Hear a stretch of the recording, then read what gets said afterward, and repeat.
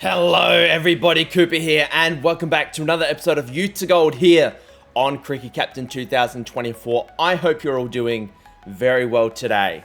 In this video, it's my favorite time of the year. We do it in my 2K videos, we do it in my AFL videos, we're now going to be doing it in Cricket Captain. It's the off season where teams change, we go over last season's successes and failures, and we just take an overall sort of look at how the team has performed, how well they've done, what areas we can improve in. And I think we got to start with the county championship because that is basically what happened in the last episode, so it makes sense to start there. We played in Division 2 this year. We finished in first place, which was incredible. We had a severe lack of bonus points when I look at some of the other teams that were sort of in and around our position. Just looking at it, we finished with basically the same amount of bonus points in total as a team that finished in second to last place. So that is a little bit of a cause for concern, but I'm still very happy with the result. If we go to Division 1, we can see that Warwickshire absolutely smashed Division 1. They are the county champions right now. I don't anticipate us, winning the county championship next season. My goal for next season is basically not get relegated because we've still got a lot of players on our books that we want to get rid of. I'm not going to terminate any contracts, at least I don't think I will, but we still got to sign players under the age of 19, so a lot of our older players we're going to be saying goodbye to at the recruitment point of this season. We're also going to have a look at the One Day Cup, which was a really disappointing thing for me personally, mainly because we did so well in our group. We went unbeaten in the group, clearly the best team. We don't have to play in the quarterfinal. We get through to the semi-final and we get absolutely crushed by Hampshire. So we could have potentially won, obviously without spoiling anything, the One Day Cup and the T20 Blast. But that can potentially be a goal for next season as well, is to go further than we went in this competition. And as I said, in the T20 Blast, we did end up winning this one. Our group, we were actually dangerously close from not qualifying for the knockout stage at all. If we didn't have a rain delay and our match get abandoned in the final game of the season, we would not have made the knockout stage, which is quite funny. But we survive another day. We beat Surrey, we beat Yorkshire, and then we beat Hampshire in the final to win our first piece of silverware, which was amazing. And then in the 100, the less we talk about, the better. We finished in last place. We did not have a good roster. I didn't like at all how it was constructed, and that will be something that I dive into this off-season. But the next portion of this video, we are going to spend a bit of time inside the Ultimate Cricket Captain dashboard. We sort of went over this towards the back end of the last video, I believe it was, or maybe the video before, I don't remember. But again, thank you to Rob for letting me use this in my video. I really do appreciate it, mate. But we're going to be looking first and foremost at the batting in the county championship. And as you can see, a certain wonder kid led the total run scoring in the county championship with almost 1,500 runs. That is Chris Follett. Absolutely incredible result, to get a first year player, average 57. Can't do much better than that, to be perfectly honest. Lewis DeBloy, who had a fantastic county season, finished up in second. Pajara, obviously a test quality player, missed out on a couple of games but averaged 71, so had he played the 3 extra games, I dare say he probably would have finished out in top spot. But in terms of boundaries, Follett led the way in 4s and 6s, balls per boundary. Who had the least amount that played a decent amount of cricket? That would be Donald, who I'm not sure who he plays for, but he got 7 balls per boundary. Total boundary percentage in their runs. We'll have a look at Follett in particular. 62% of his runs came from boundaries, which is significantly higher than anybody else that scored basically north of 1,000 runs. Runs per match, I believe that is what RPM is. That was 106 runs per match. Basically, either he gets a 50 or 100 per match, which is great. The little concerning thing is he did get out under 25 14 times. So basically he either doesn't get very many or he scores a ton of runs. But yeah, 500, 750s including 150 and 2 double hundreds. So when he does choose to score, he does score a lot of runs. He converts into hundreds 41% of the time, and there's a few additional stats here if you wish to pause and have a look.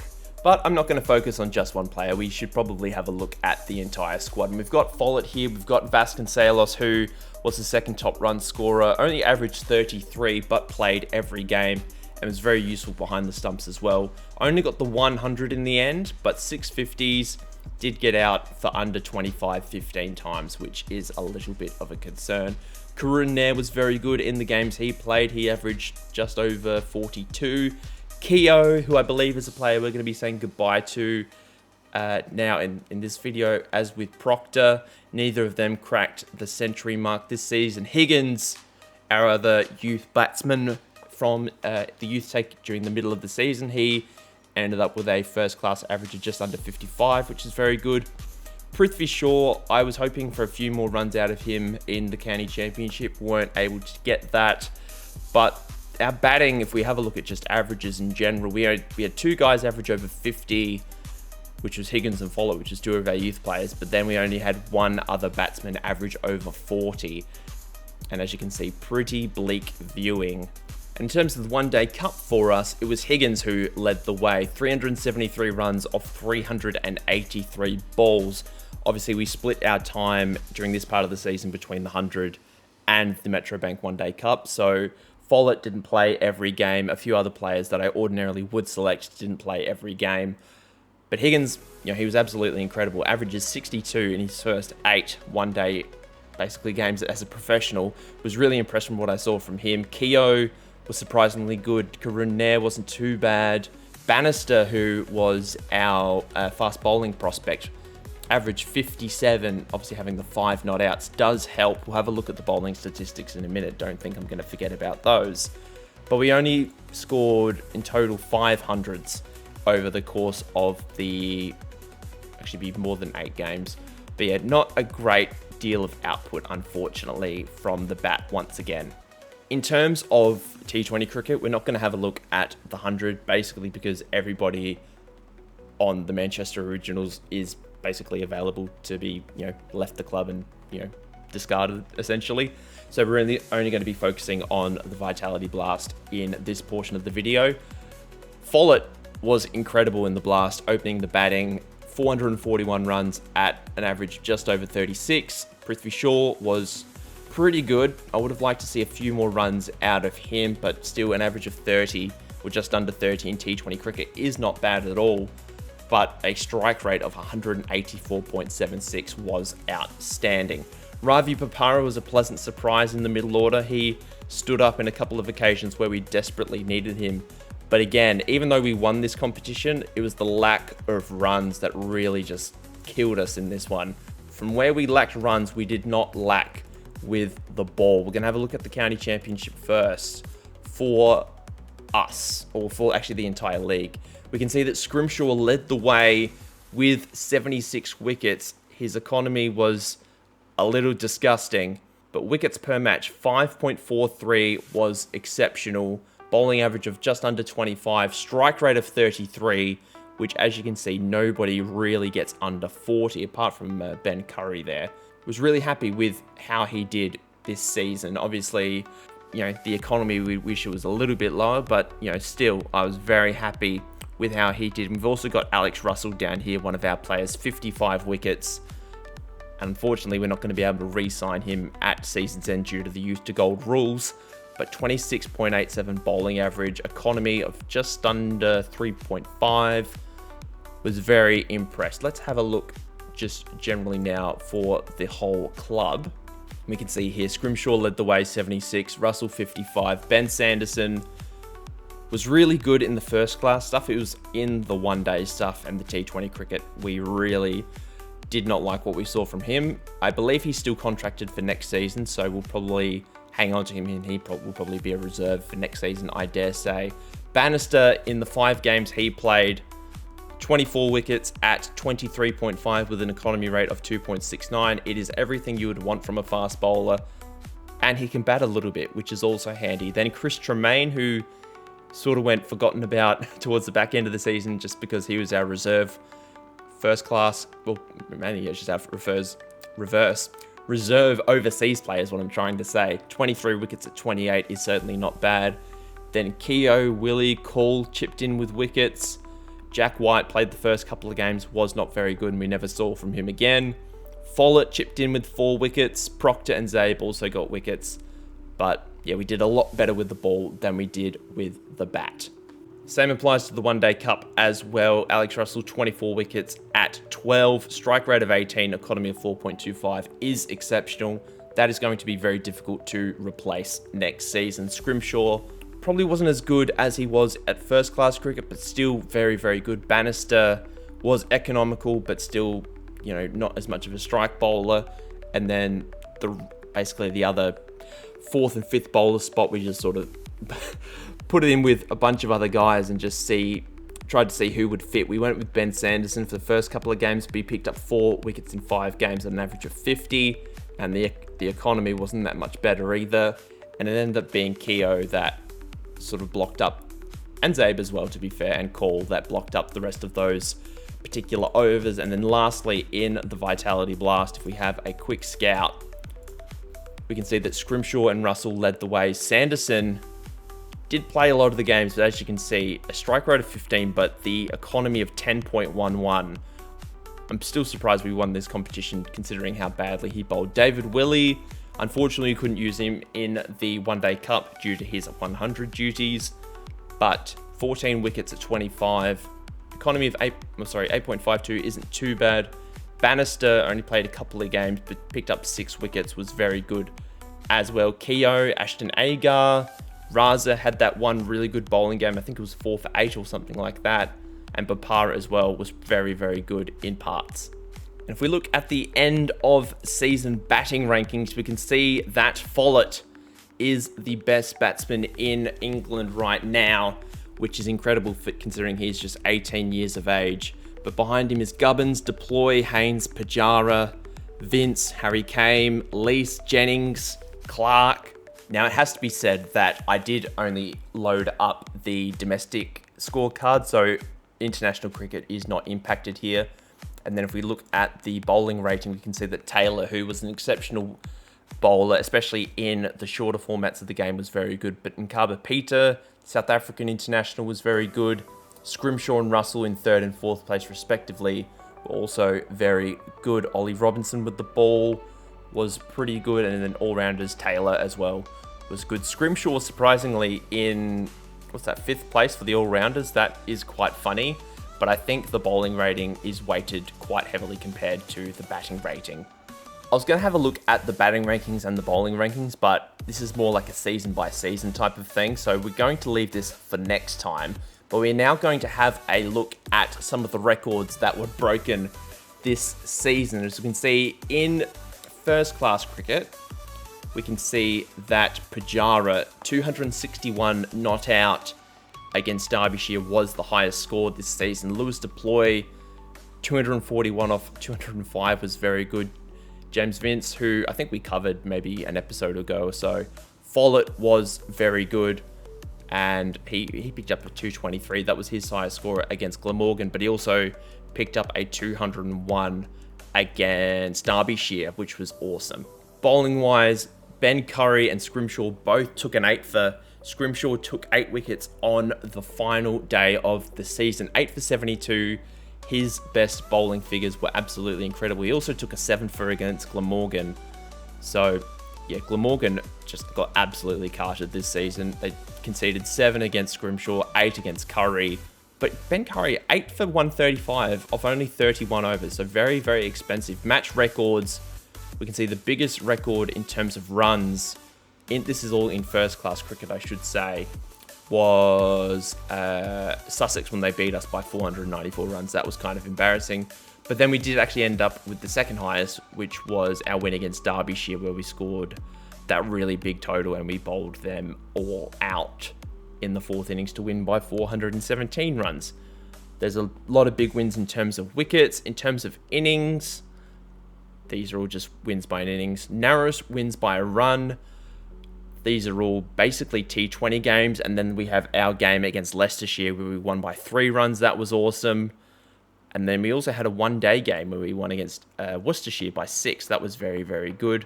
There was a few other games where teams won by a wicket as well. I wish I could filter this by formats. And then we look at the highest team totals here. We can see that Middlesex against Glamorgan, 6 for 611 from just 120 overs was incredible. Going it over 5 and over. Warwickshire in second place against Somerset. They got a 600 as well. We had a score of 3 for 575 against Derbyshire. That was where we got that big win. That was in the 3rd innings. Very impressive with that total. Yorkshire, actually no, Glamorgan got bowled out. Wait, hang on. Yorkshire, that's right, got bowled out for 69, and Somerset got bowled out for 74. Both against Glamorgan. One in first class cricket, one in T20 cricket. So Glamorgan giving out a bit of something as well. There was quite a big run chase here between, actually Middlesex, but got run chases both times they chased over 340 both times in first class cricket this year in Division 2. That is incredible. Lowest first innings score was Somerset against Glamorgan. Again, all out for 74 in that one. Now that we are back in game, we've covered all the records portion of the game. We are now going to continue forward to the off season. As you can see, there are just a few more competition winners here. I'm actually just going to take a quick screenshot just because I like to keep track of all of this stuff. Give me one moment. As you can see, Follett and Scrimshaw did an awesome job this season. The only thing that we didn't get in the top performers was the top score, which we covered was Pajara, but we got lots of really good performances. We got the most runs in the county championship from one player, most wickets as well. In terms of the One Day Cup, Gubbins from Hampshire got the most runs. Matt Renshaw got the highest total, 159. And then Zabe got a 4 for 8 for us as the club best. Russell got the most wickets in the competition, so that is something. In T20 cricket, Scrimshaw got the most wickets for us, but Taylor got 34. Ollie Stone, former Northamptonshire player, picked up 7 for 17. That was incredible. James Vince, I don't know. Does he go by Jamie or James? I can't remember. He got 719 runs in the blast. Steve Smith got 136 for Lancashire, and here is the stats for the 100, if you care to have a look. And all of our success comes down to these next few minutes. This is what determines our future. Ravi Papara has retired. That is a shame because I believe he was still contracted for next season, but everybody in this particular bracket has expired and they're all going to go. Even though our overseas players don't qualify for the Youth to Gold rules, I want to see who's out there on the open market. So everybody on this screen, everybody that played a game for us, Russell, Scrimshaw, Proctor, Keogh, Prithvi Shaw, Karun Nair, they are all going to go. Emilio Gay. Prithvi Shaw may come back depending on, actually he's only available 68% of the time, so we may dodge that. But they are all out of here. Players that are going to stay. Higgins, who is really, really good. Bannister, who is also very good. I do note that Bannister is over the age of 21, but because he came through our youth academy, I can't control how old he is, basically. So he is going to stay because he came through our youth academy. I'm not signing him outright. That is a difference maker. We have a look at the current squad. We'll have a look at players that played for us in this competition. Well, basically in any competition for us this year. Bartlett, I don't like. I wish it said how long they were contracted for is the only thing on this screen. But I'm going to terminate his contract, even though I said I wouldn't terminate any. Broad's going to go as well. Patel, although he's 18, is going to go. Sales is going to go as well. Basically, if you didn't play any reasonable amount of cricket last year, you are all going to go. And that has freed up a lot of free money. Those players we've terminated, half of their contract goes back to us. The other half will remain on the books until that contract expires, I believe. So Follett, Vasconcelos, Willie, Zabe, Sanderson are all going to stay for now. The budget we actually may as well pump up coaching and physio while we're here, so it's all maxed out. Higgins and Bannister are going to stay for this season and for the future. Hopefully, we can get some good players that we want to sign in this player pool, because there is a lot of young players out there that I would like to sign. Actually, just put that on current year, so it's all good. We'll have a look at the youth players first. And there's one player I immediately want to sign, but unfortunately I can't because he's 22 years of age. It is Rampling, who I believe plays for Yorkshire. This is Somerset, I can't remember. He played for Yorkshire, and he absolutely killed us with the ball. It was that pitch with Dom Bess, and where they took like 17 wickets for the match. So he absolutely killed us. Yeah, as you can see, he took 5 for 67. And then 4 for 149. He was very good. Unfortunately, we can't sign him, so we're going to sign the next best thing in Harry Armstrong. He's a very good bowler, averages 20 with the ball in 3-day cricket. Not as good in limited overs, but is still relatively good. I'm going to give him a 3-year deal. And he's also not bad with the bat either, although he is very defensive. But that is something, if he's batting at, 8, 9, 10, 11... that is something we can work on. There is an all-rounder here. If his batting and bowling average was reversed, I would probably sign, but he does not look very good. And these batting prospects, we've already got a lot of really good batsmen. We've got Higgins, we've got Follett, we've got Vasconcelos. If I was going to sign one of them, I'd probably sign Foyle, but just let's have a look at what their limited overs numbers are like. They're not great, so we might come back to see if they're still here after a round or two. Armstrong's the only offer we've made so far, but I did see a name, if I can find him. It's Rocky Flintoff. He's 16 years of age. He only averages 38 with the bat. He's not an all-rounder like his dad, but is still a very solid cricketer. And I think for someone who's 16 years of age, averages 38 in 3-day cricket, we're going to give him a contract. And if I go down the list here, we'll have a look to see who's here. I don't see anybody jumping out at me. Thomas and Sykes, they're not...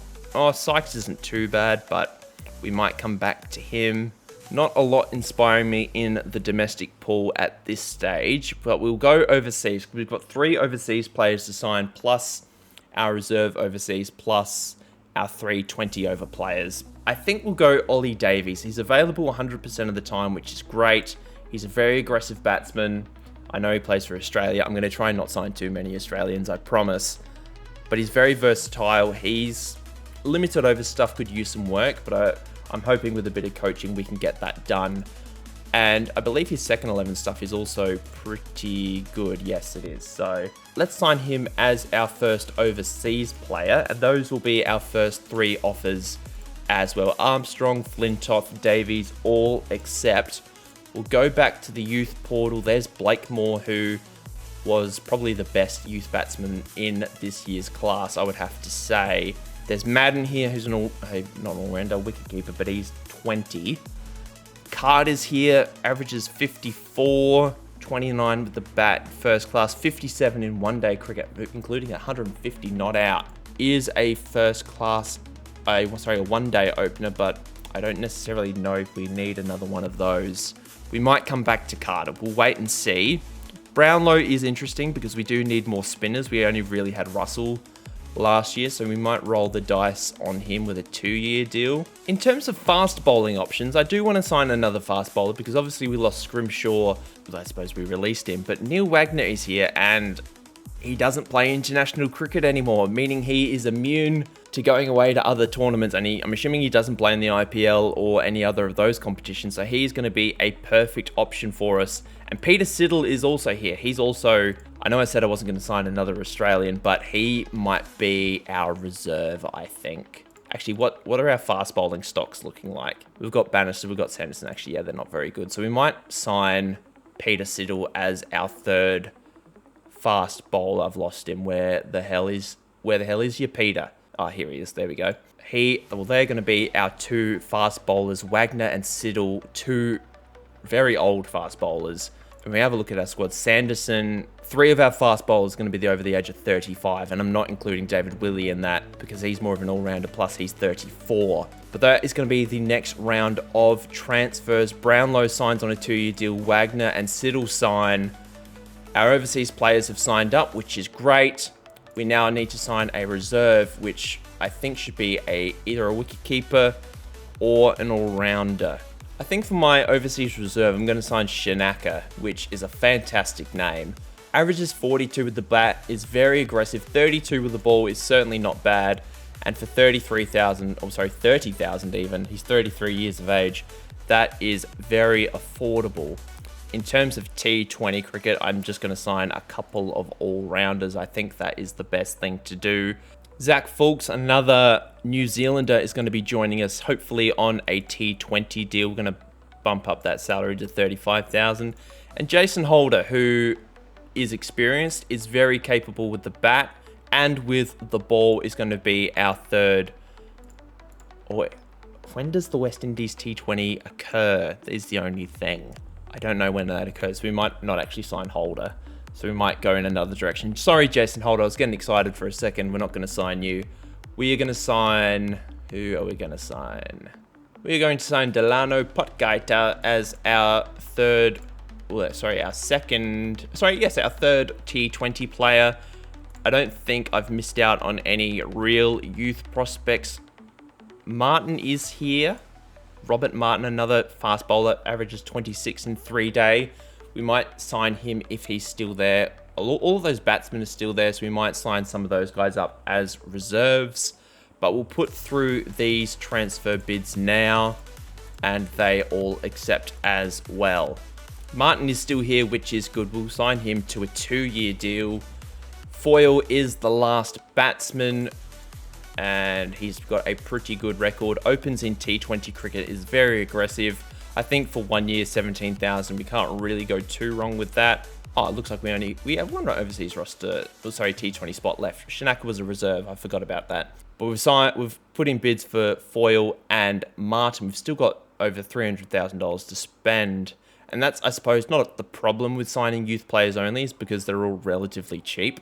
Now, if we could go Sykes, Ollie Sykes. He's played some cricket, left-handed batsman, right-handed bowler. We'll go a 1 year deal for him as well. Minto, who's 16 years of age, bowls at 32. Langridge, 26 and 18. He's pretty good. He's only played a handful of 1-day games. We might sign him up if we have room for another bid, which we don't. So we might wait and see how these ones go. They all sign. Langridge is still there. We'll sign him for 2 years. And then youth-wise, I don't think there's anybody else I need to sign here. Bert, has he played any cricket? No. And his, limited over stuff is relatively uninspiring. Let's go 20 over cricket. We've got one player left to sign in T20 cricket. Let's splash the cash a little bit. We still haven't signed another wicketkeeper. Jeez. Okay. We need to sign one. We're going to sign Finn Allen as our last T20 player. He plays in the 100 and obviously is an international, but that won't affect us. Well, the international part will affect us, but the 100 won't affect us due to the schedules not clashing. In terms of any other 19-year-olds, is there anybody out here that's half decent? Thomas, Weatherall we just released. Minto, no. Langridge, no. We might sign Minto to like a 1 year just because he's 16. But I think we're done. We've spent not a great deal of money, to be perfectly honest. We've done a pretty good job. We're very bowler heavy and quite all-rounder heavy as well. So I know we've been training Follett to be an opener. So he, I dare say, will be opening with Vasconcelos next season. Flintoff, we might have been trained to be an opener as a replacement for when Vasconcelos leaves. And now we can see who's contracted for how long. So Sykes, we just signed. Sanderson's still got another year. Zabe's got another year. Willie's got another 2 years. Vasconcelos has got another year. But I think we're done with this portion of things. Now, Alex Russell's just signed with Durham. I'm assuming it's Alex Russell, not Andre Russell. But now we are done. I think it is time to head into the 100. Manchester Originals, time to sign some new players. And I think I'm going to be a little bit more lax with the youth to gold rules here. Mainly because the squad, we can only sign 18 players and we want to sign the best 18 possible. So I think I'm going to be a little bit more lax in this particular franchise. Obviously, Northamptonshire is a bit more important, but I think I'll still be reasonable, of course. I'm not going to sign a whole bunch of 30-year-olds. I mean, that's technically what I just did with Northamptonshire, but anyway, I'm going to let all these guys go. Jamie Overton, I know he's good, and the overseas players we are going to let go. I don't think I can get rid, well, Josh Butler I can't get rid of. Phil Salt I'm not going to want to get rid of. Tom Hartley I'll keep. Josh Tung, he was pretty good. Stanley I'm going to get rid of. I'll keep Klassen for now. He was okay. Hurst can go. He was awful. And Holden, I'll hold on to him for now. Well, pardon the pun. No offers made. We've got 11 spots to sign. Hopefully a few of our players will be here. And I can already see Higgins. So we're going to pick him up straight away. In terms of the overseas players, we'll ease into that in a minute. But if we look at the current roster, we need a lot of things. But one thing we didn't have a lot of was opening batsmen. And there is one player who I saw before. I've lost him. Oh, here he is. Will Smead. He's retired from first class cricket and test cricket. He's 22 years of age. He's very aggressive. His only thing is swing and hit the ball as far as you can. And I think he's going to be perfect for us. And Jamie Smith is here, but he's probably going to be playing a little bit of international cricket, so we'll leave him where he is for now. Fawad Ahmed's here. No, it's not Fawad Ahmed. Farhan Ahmed. Fawad Ahmed used to play for Australia. He's here. He's very good. Bannister's here. Do I go Ahmed or Bannister? Mark Wood's here. Dom Bess. All very good players.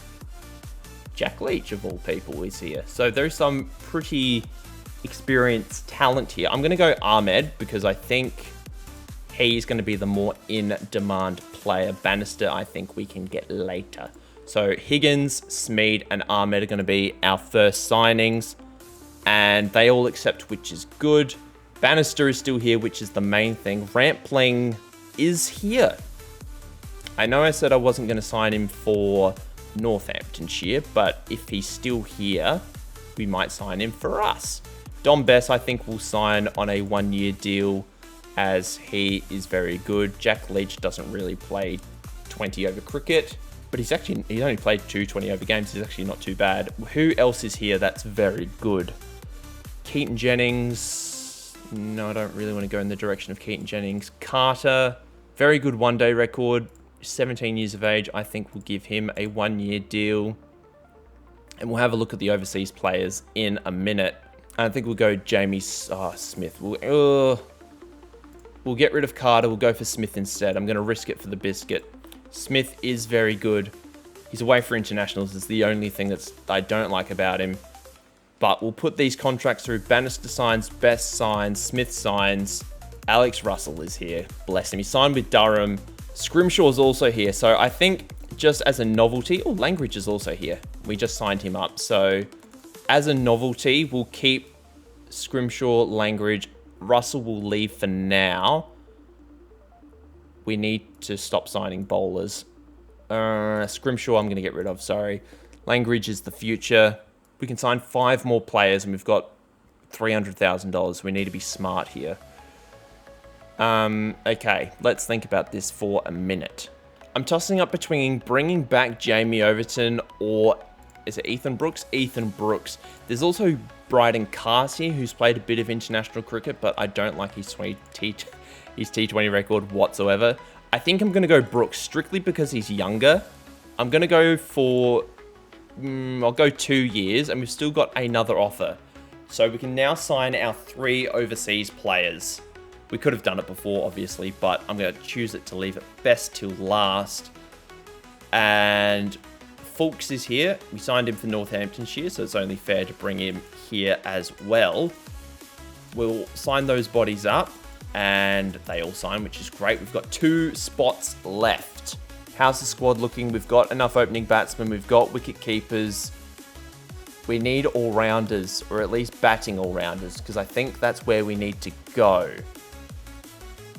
Pot Guide is here. We could go there, but we don't... Is he? I think he's only a T20 player for us anyway. So that we could go him as a player. We've got 100 grand left. Where do we go? I'm going to go old, reliable Kieran Pollard here. I know he's 37 years of age, but he is an overseas player. And I think we are all done. We've signed our players.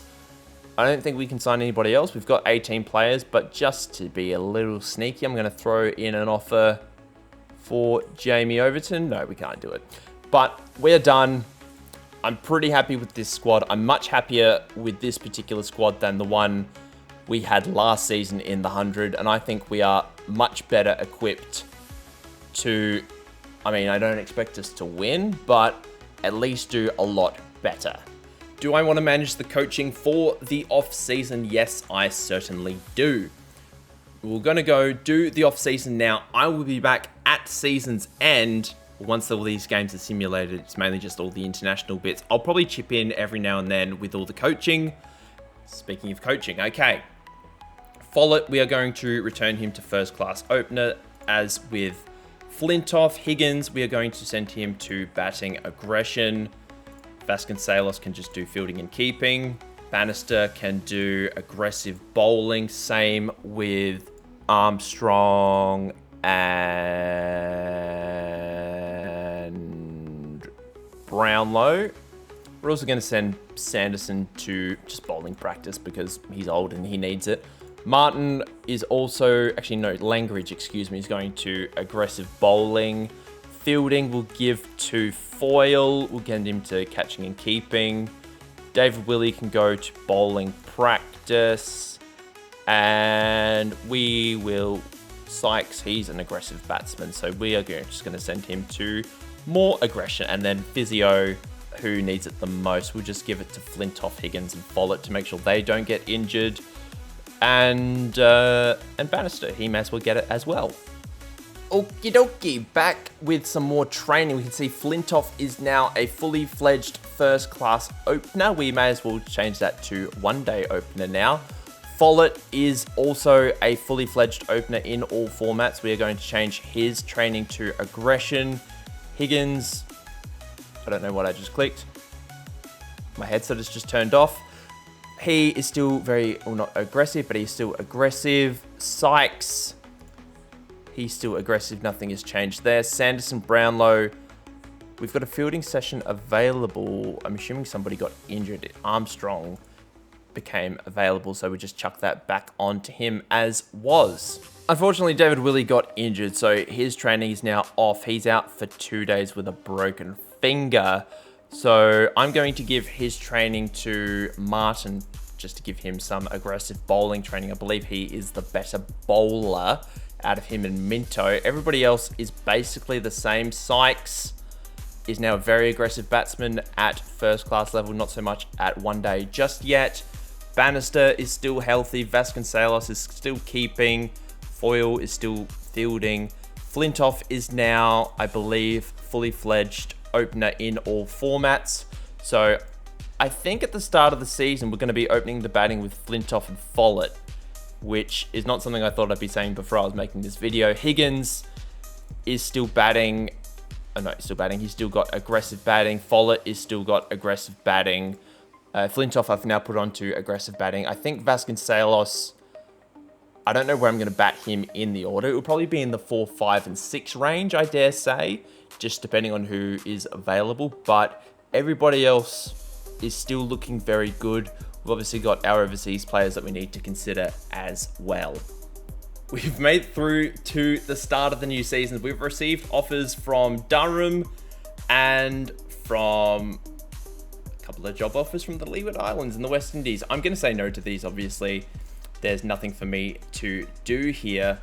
And it is time for us to continue through to the start of the 2025 season. We're currently at 4 stars, which is very exciting. I'm not going to have a look at that just yet. One thing I forgot to have a look at before we clicked continue through the 2025 season was the world ratings. And as we can see, England are currently in top spot with 116 points in the, not the Test Championship, but in the world ratings for Test cricket. India, 115, Australia, 113, and then South Africa and Sri Lanka are basically tied for fourth with 101 apiece. ODI cricket, India, basically a powerhouse as we know. Pakistan in third, England down in fourth. And then T20 cricket, India once again 108 points in first, England in second, Australia all the way down in seventh. Best batsman in the world in Test cricket is Karunaratne from Sri Lanka, which if we have a look at last year, averaged 69 in Test matches. Fair enough. Babar Azam is in second. He's slowly becoming a better Test match batsman. Mohammad Rizwan, Kane Williamson, Devon Conway, Ben Stokes, apparently the best English batsman in Test cricket. I find that a little hard to believe. Daryl Mitchell is the best one-day player in the world, or one-day batsman, I should say. Shubman Gill second, Steve Smith in third. I mean, we did see his stats beforehand. They were very good. Virat Kohli, Rohit Sharma in fourth and fifth. And in T20 cricket, Glenn Phillips, David Warne, Aiden Markram, Mitch Marsh, Fakhar Zaman in the top five. Bowlers, however, Ravi Ashwin, how many wickets does he have? This is obviously before he retired. 576 wickets makes him the top Test bowler in the world. Maharaj in second, Jasprit Bumrah in third, Mark Wood, of all people, in fourth, and then Kasun Rajitha, I can't say I've heard of you, is in fifth. Pat Cummins, Nathan Lyon also in the top 10.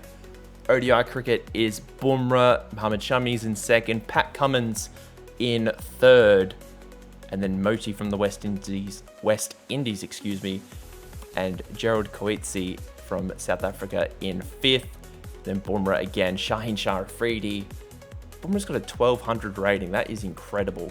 Shaheen Shah Afridi in second, Pat Cummins, Shakib Al Hassan, and Hasaranga round out the top five. And for the all-rounders in Test cricket, it is Ben Stokes, it's Jadeja, Ashwin, Marco Jansen, and Aga Salman from Pakistan doing a very good job. Joe Root's in 11th, that's hilarious. Pat Cummins is the top all-rounder apparently in ODI cricket, hit 66 not out. Apparently that happened. And then in T20 cricket, it is Moeen Ali. But that is going to do it for today, guys. Please leave a like and subscribe to the channel if you are new. And until next time, guys, I hope you have a lovely day wherever you are in the world. And I'll see you guys then. Bye.